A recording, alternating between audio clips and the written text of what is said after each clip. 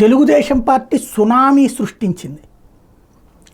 క్రిందటిసారి జగన్ సృష్టించిన సునామీని అడ్డుకట్ట వేసి తన సునామీ సృష్టించింది. ఈ దఫా పార్లమెంటు, అసెంబ్లీ రెండిట్లలో ల్యాండ్స్లైడ్ విక్టరీ అన్నటువంటి పదం కరెక్ట్గా సూట్ అవుతుంది.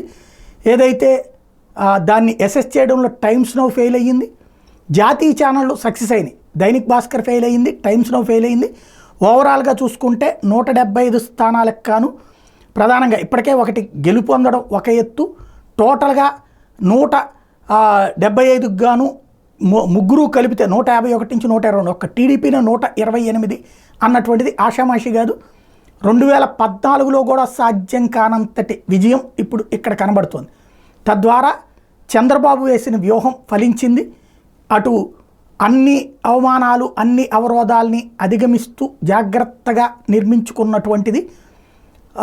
అటు పవన్ కళ్యాణ్ని కలుపుకోవడం, రెండో వైపున భారతీయ జనతా పార్టీని కలుపుకోవడం, వీటి ఇంపాక్ట్కి తోడు జగన్ మీద వ్యతిరేకతని జాగ్రత్తగా మీడియా ద్వారా హైప్ చేసుకుంటూ రావడం, ఈ ఇంపాక్ట్ అంతా కలిసి ఇప్పుడు గద్దె దించినట్టయింది.